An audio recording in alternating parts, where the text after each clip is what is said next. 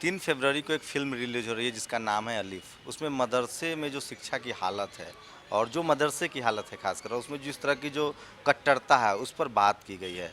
मेरे साथ वरिष्ठ पत्रकार गीता श्री हैं जो लगातार सामाजिक मुद्दों पर इस तरह की फ़िल्मों पर बात करती रहीं, देखती रही। आज उस पैनल में भी थी जिस पैनल को इस फ़िल्म के लिए डिस्कशन करना था और बहुत सारी बातें हुई।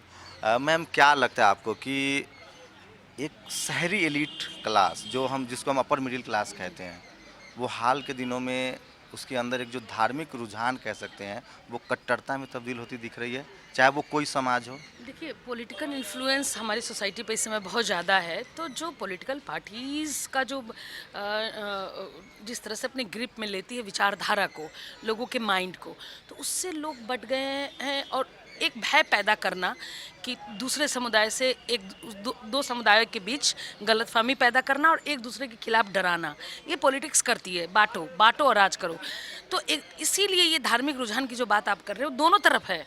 एक खास समुदाय में नहीं है, दोनों साइड में आप देखेंगे कि उधर भी एक भय हो गया है कि हम कम हैं, इधर हो गया है कि आप उनको लगता है कि उनको ज़्यादा महत्व दिया जा रहा है, हमें कम दिया जा रहा है। तो दोनों पक्षों में पॉलिटिक्स ने ऐसा भर दिया है कि दोनों साइड अचानक से दोनों उग्र हुए हैं और दोनों में ये चेतना आ गई है कि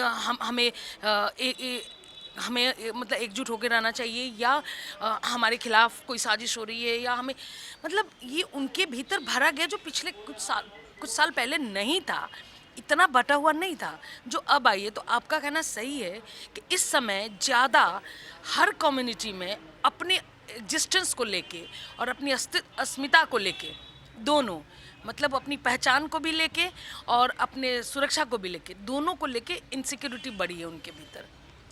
अलिफ फ़िल्म की बात हो रही है, एक मुस्लिम डायरेक्टर हैं, उसी मज़हब से आते हैं। जी। उसमें आपकी बेटी ने भी एक छोटा-सा किरदार जी। किया है। तो क्या लगता है आपको पता था पूरी कहानी, जी। स्क्रिप्ट जी। के बारे में पता था पूरा और पूरा मैं। आपने जानबूझकर अपनी बच्ची को जाने दिया कि इस हाँ। तरह की फ़िल्में फिर भी वो उसमें किरदार करे। कभी कुछ महसूस हुआ कि इस तरह की फ़िल्मों के किस तरह के खतरे होते हैं? नहीं, नहीं, देखिए, आपका सवाल बहुत अच्छा सवाल आप पूछ रहे हैं, बहुत ज़रूरी और जेन्युइन सवाल है कि अलिफ फ़िल्म एक समुदाय की फ़िल्म नहीं है, ये सिंबॉलिक है। इसमें वो बच्चा, मैंने फ़िल्म शुरू होने से पहले पूरी स्क्रिप्ट पढ़ी थी और मुझे ये भी पता था कि मेरी बेटी का छोटा-सा किरदार है, लेकिन मैं जानबूझकर उसको चाहती थी कि वो काम करे। एक तो एक्सपोज़र, दूसरा वो सिनेमा के ज़रिए छोटी सी बच्ची अभी से ही अपने समाज को समझे कि समाज में कहाँ क्या हो रहा है, सिनेमा क्या होती है। एक बच्चों के माइंड में हम बिठा देते हैं कि सिनेमा मतलब एंटरटेनमेंट, टाइम पास, पैसा वसूल होना चाहिए। हर फिल्म पैसा वसूल और एंटरटेनमेंट के लिए नहीं होती है। क्रिएटिविटी है सिनेमा, और क्रिएटिविटी आपको बेचैन करती है, आपको अवेयर करती है, आगाह करती है और दूर तक देखती है और दिखाती है। अलिफ में एक बहुत बड़ी समस्या को उठाया गया है। ऐसा नहीं कि सिर्फ मदरसा में एजुकेशन की जो हालत है उसको, मदरसा में एजुकेशन की हालत ख़राब नहीं है। मदरसे में जो धार्मिक शिक्षा दी जाती है, वो चाहे गीता की शिक्षा हमें दी जाए या उनको कुरान की, इन दोनों के एजुकेशन से हमारा भला नहीं होने वाला। हम डॉक्टर, इंजीनियर या आईएएस नहीं बन सकते ना धार्मिक किताब पढ़ के। उसके लिए तो हमें एजुकेशन में जाना पड़ेगा ना, अलग तरह के एजुकेशन में जाना पड़ेगा। तो ये फिल्म अगर हम बनाते तो हम ये कहते कि सिर्फ गीता के पाठ से आपको कुछ हासिल नहीं होना। जैगम चूँकि उसी कम्युनिटी से, तो उसकी कमियों को वो अच्छे से जानते हैं, इसलिए बड़ा साहसिक और बोल्ड स्टेप है कि उन्होंने अपने अंदर की कमी को उजागर किया और बताया कि सिर्फ वो भी ज़रूरत है, लेकिन वो तब जब बच्चे का सपना सिर्फ एक कुएं के मेढक जितना ना हो। एक बच्चे को हक है ना कि वो एजुकेशन ले, वो डॉक्टर बने, इंजीनियर बने। एजुकेशन ही हमारे भीतर विवेक देता है, और जब विवेक आएगा हमारे भीतर तो हम अच्छे बुरे का फर्क समझ सकते हैं। मैम आपने सामाजिक संरचना की बात की, क्या लगता है आपको कि न तो हम पाकिस्तान में हैं, न सीरिया में हैं, न अफ़गानिस्तान में, हम भारत में हैं। आपको भी पता है डोमिनेटिंग सोसाइटी कौन है, क्या लगता है जो दिन पर दिन, चाहे वो मीडिया हो, चाहे वो मेन स्ट्रीम का बुद्धिजीवी हो, वर्चस्व हो, एक ऐसे तबका को जो माइनॉरिटी है, जो डोमिनेट नहीं कर सकता है, वो कुछ भी करे। क्या लगता है धार्मिक कट्टरता के लिए सिर्फ उनको जिम्मेदार ठहराना ये कितना जायज़ है, एक जबकि पक्ष वो कभी देखिए, कभी भी एक पक्ष जिम्मेदार नहीं होता है, लेकिन आपको हमेशा दोनों पक्षों में से अगर चुनना हो तो आप बहुसंख्यक का ध्यान रखेंगे और अल्पसंख्यक का। जो हाशिए पे समाज रहा है अब तक, जो वंचित है, उसको थोड़ी छूट मिलती है। लेकिन अभी तो लगातार ये कोशिश की जा रही है, चाहे वो टीवी चैनल हो, चाहे वो मौलाना को बैठा करो, चाहे वो अलीफ व्यूज़ करी में है, कि आप उनको कट्टर घोषित कर रहे हैं, जबकि उनकी कट्टरता आपका समाज नहीं बदल सकता। बहुसंख्यक की कट्टरता आपका समाज पर प्रभाव डालता यही है। तो अलीफ कह रही है ना। अलीफ फिल्म क्या कह रही है? अलीफ यही कह रही है कि अगर आप बच्चों को एजुकेशन सही देंगे तो वो कट्टर नहीं होगा, वो लड़ेगा नहीं, वो एजुकेशन वो लड़ेगा नहीं। लेकिन मैम अलीफ तो यही समझा रहा है कि जो मदरसा में पढ़ रहा है वो धार्मिक रूप से कट्टर हो रहा है और वो बेरोजगार होने की कतार में खड़ा होने जा रहा है। देखिए, तो अब आप फिल्म के अलीफ के मैसेज को ठीक से आप समझ रहे हैं। ये सच है कि सिर्फ धार्मिक शिक्षा, चाहे हिंदू हो, मुसलमान हो, क्रिश्चियन हो, चर्च की शिक्षा से वो आगे नहीं बढ़ेगा, गीता के पाठ से कोई आगे नहीं बढ़ेगा, उसी तरह से कुरान के सिर्फ पाठ से कोई आगे नहीं बढ़ेगा। ये सिर्फ हम एक समुदाय को क्यों बार बार बीच में रख के रेखांकित करते हैं? ये सवाल तो सबका है, ये सवाल सबका है। लेकिन चूंकि उनके यहाँ ये प्रॉब्लम ज़्यादा बड़ी इसलिए है कि आपको पता है कि 50% आबादी एजुकेटेड नहीं है, तो इसलिए उनकी बात, उनके भीतर से बात निकल के आई है कि एजुकेशन 50% जहाँ निरक्षर हो, इसलिए उनकी बात की जा रही है। हमारे जो बाकी कौम है वो इतनी ज़्यादा निरक्षर नहीं है, तो जो कौम वंचित है, हाशिए पे है, जो निरक्षर है, उसकी बात हो रही है। तो इसलिए ऐसा ये कहना कि कट्टरता और उसको मतलब नहीं है, वो ऐसा नहीं कि उसको बढ़ावा ये सब, बल्कि नहीं, उनको साबित करने की तो कोई एक ये तो हाँ, कोशिश हो रही है ना कि वही एक तबका हाँ, जो अपने मजहब को लेकर थोड़ा पॉजिटिव है या थोड़ा वो है, उसको कट्टर साबित किया जा रहा है, जबकि भारत में उसकी कट्टरता से फर्क नहीं पड़ेगा समाज को, लेकिन जो डोमिनेटिंग सोसाइटी है उसकी जो धार्मिक कट्टरता है उससे फर्क पड़ता है। सब आप बताइए मैम, आप बोल रही थी धार्मिक कट्टरता सबकी खतरनाक है। आप देखिए, कट्टरपन तो लेकिन खतरनाक समाज पर है। सीधा प्रभाव किसकी धार्मिक कट्टरता ज़्यादा डालता है? सबका डालता है, किसी एक की तरफ न जाए आप। मैम पूरे आज़ाद भारत से पहले की हाँ, बात करें, आज़ादी के बाद बात करें, नहीं, किसी तो एक जितने को भी सवाल नहीं सांप्रदायिक दंगे हुए हैं उसमें कितने परसेंट जो माइनॉरिटी के लोग हैं उनका कितना ज़्यादा वो कहाँ कहीं एक्यूज हैं? वो तो सब जगह विक्टिम है।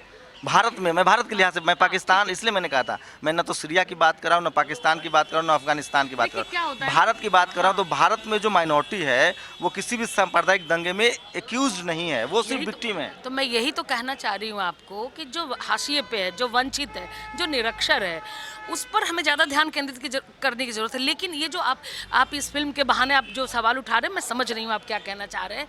इस फिल्म में उनकी कट्टरता पे सवाल नहीं उठाया गया है, बल्कि इस फिल्म को सुधारवादी आंदोलन की तरह क्यों नहीं देखते आप? क्यों नहीं इस तरह से देखते कि अच्छा वो एक फिल्म 1.5 घंटे की, 2 घंटे की, पूरे समुदाय की बात नहीं कर पा रही है, अगर एक तबके की बात कर रही है तो उसको हेल्दी रूप से लेना चाहिए ना, कि उसने एक जगह समय समय पे लोग उठाते हैं, लेकिन वो चूंकि एक कौम की बात कर रही है तो उसे ये उम्मीद करना कि वो एक साथ तीनों कौम की बात करे तो ये ठीक नहीं है। लेकिन ये ऐसा नहीं है कि वही कौम, जिस कौम की बात अलीफ ने की है, वो कट्टर है। नहीं, ऐसा नहीं है। धर्म को अगर ठीक से नहीं समझेंगे तो वो कट्टर ही धर्म बनाता है। आप चूँकि महिलाओं के बारे में लिखती रही हैं, मैं उस मुद्दे पर नहीं जाऊंगा, लगातार बहस होती रही है। मैं सिर्फ एक सवाल आखिरी पूछना चाहता हूं कि अगर आपको कहा जाए कि धर्म की कट्टरता छोड़िए, इस देश में सब छोड़े, तो वो कौन होगा, वो किस मजहब के लोग होंगे जिनको सबसे पहले छोड़नी चाहिए, ताकि ये देश मजबूत बने, खुशहाल बने और जहाँ सबके लिए बराबरी हो और किसी तरह का भेदभाव ना हो, चाहे वो जातीय हो, सामाजिक हो या लैंगिक भेदभाव हो? देखिए, इसके दो जवाब हो सकते हैं कि जब पॉलिटिकल इन्फ्लुएंस जब तक इस देश में होगा, वो पॉलिटिक्स बांटती है, वो बांट के, हम मूर्ख लोग हैं जो हम समझ नहीं पाते हैं कि हमें कौन बांट रहा है।